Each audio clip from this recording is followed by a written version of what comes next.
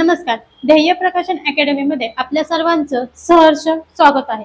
तर गणितातील पहिला टॉपिक संख्या व संख्यांचे प्रकार हा टॉपिक आज आपण घेणार आहोत. नैसर्गिक संख्या. ज्या संख्या आपल्याला मोजता येतात त्या संख्येला नैसर्गिक संख्या असे म्हणतात. नैसर्गिक संख्येची सुरुवात ही नेहमी 1 पासून होते. नैसर्गिक संख्येची सुरुवात कशापासून होते? 1 पासून होते. यांना आपण मोज संख्या सुद्धा म्हणतो. बघा, सुरुवात कशापासून झाली? 1 पासून झाली. म्हणजे सगळ्यात लहान संख्या कुठली असणार आहे? नैसर्गिक संख्या 1 असणार आहे. आता इथून पुढे सगळ्यांना डॉट डॉट डॉट डॉट दिसतंय, म्हणजे शेवटची संख्या आपल्याला सांगता येते का? नाही ना. 100च्या पुढे पण संख्या आहेत, आपण सांगू शकतो का? नाही. मग सर्वात मोठी नैसर्गिक संख्या आपण सांगू शकत नाहीत का? कारण की त्या अनंत आहेत. शेवटची संख्या आपल्याला सांगता येत नाही. सर्व नैसर्गिक संख्या कशा असतात? धन असतात. सगळ्यात महत्त्वाचा पॉइंट, ज्या काही सर्व नैसर्गिक संख्या असतात त्या कशा असतात? नेहमी धन असतात. पूर्ण संख्या. ज्या संख्येची सुरुवात 0 ने होते त्यांना काय म्हणतात? पूर्ण संख्या असे म्हणतात. बघा, सुरुवातच कशाने होतीये? 0. त्याच्यानंतर 1 2 3 4.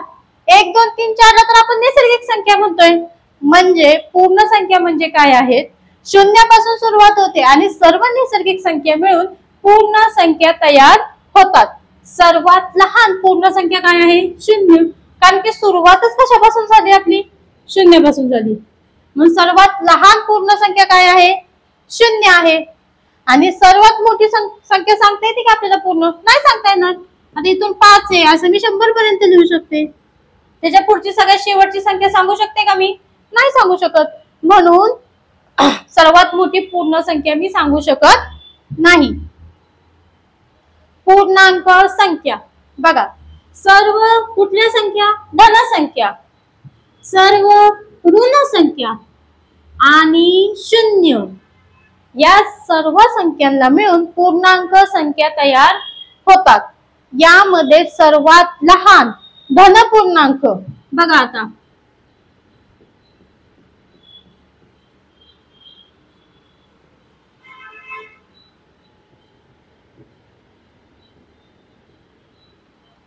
सर्व धन संख्या आहेत, सर्व ऋण संख्या आहेत, 0 आहे. यामध्ये सर्वात लहान धन संख्या काय आहे? वजा धन संख्या काय आहे? अधिक 1. सर्वात लहान धन संख्या, सर्वात लहान धन संख्या काय आहे? अधिक 1 किंवा धन 1. सर्वात मोठी ऋण संख्या, सर्वात मोठी ऋण संख्या काय आहे? ऋण 1. सर्वात मोठी ऋण संख्या काय आहे? ऋण 1 ही सर्वात काय आहे? मोठी संख्या आहे. कारण की इथून जसं जसं आपण खाली जाऊ तसं तसं संख्या काय होत जातात? लहान लहान होत जातात. आणि जसं जसं वर जाऊ तसं संख्या मोठ्या मोठ्या होत जातात. धन संख्यांमध्ये 1 पेक्षा 2 मोठे, 2 पेक्षा 3 मोठे. शेवटची संख्या सांगता येत नाही. शेवटची संख्या सांगता येते का आपल्याला? नाही येत. 0 ही संख्या. बघा, 0 ही संख्या धनही नाही आणि ऋणही नाही. कारण की 0 या संख्येला कोणतंही चिन्ह लागू होत नाही. सम संख्या. ज्या संख्येच्या एकक स्थानी, कुठल्या स्थानी सांगितलंय त्यांनी? एकक स्थानी. एकक स्थानी काय पाहिजे? 0 2 4 6 8. ज्या संख्येच्या एकक स्थानी 0 2 4 6 8 हे अंक असतात त्या संख्येला समसंख्या म्हणतात. घ्या कुठलीही संख्या, आपण संख्या दिलेलीच आहे 220, बरोबर. एकक स्थानी काय आहे? 0. कुठली संख्या आली? समसंख्या. 3 अंकी संख्या घेऊ आपण. एकक स्थानी काय आहे? 4. कुठली संख्या आली? समसंख्या. एकक स्थानी किती आहे? 2. कुठली संख्या आली? समसंख्या. अशी 5 अंकी संख्या असो, 6 अंकी संख्या असो किंवा 7 अंकी संख्या असो, जर एकक स्थानी 2 असले, 0 आले, 4 आले, 6 आले, 8 आले, ह्याला आपण काय म्हणणार आहोत? समसंख्या असे म्हणणार आहोत. त्याच प्रकारचा आहे विषम संख्या.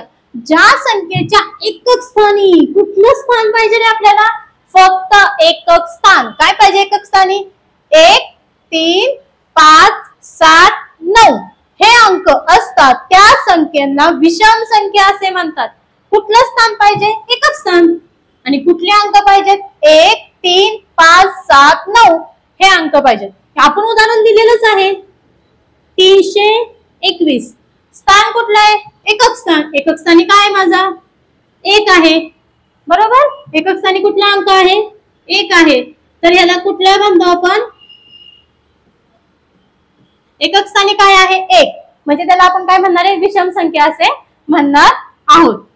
अशी कुठलीही 2 अंकी घ्या, 3 अंकी घ्या, 4 अंकी घ्या, 5 अंकी घ्या, एकक स्थान लक्षात ठेवायचंय. कुठलं स्थान लक्षात ठेवायचंय? एकक स्थान. एकक स्थानी कुठला अंक पाहिजे? 1, 3, 5, 7, 9 हे अंक असले की कुठली संख्या तयार होते? विषम संख्या तयार होतात किंवा विषम संख्या असे त्यांना म्हणतात. बघा, मूळ संख्या. ज्या संख्यांना फक्त 1 आणि त्याच संख्येने भाग जातो.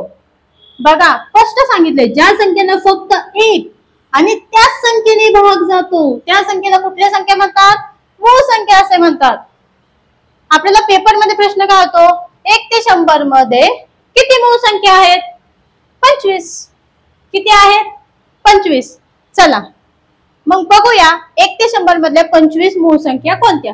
प्रथम अंक घेऊया 1 ते 10. 10 चे गट करून घेऊया. 1 ते 10 किती आले? पहिल्यांदा 1 आला. 1 ही मूळ संख्या आहे का? नाही. 2, 3, 5, 7. बघा 1 ते 10 मध्ये कुठल्या कुठल्या मूळ संख्या आहेत?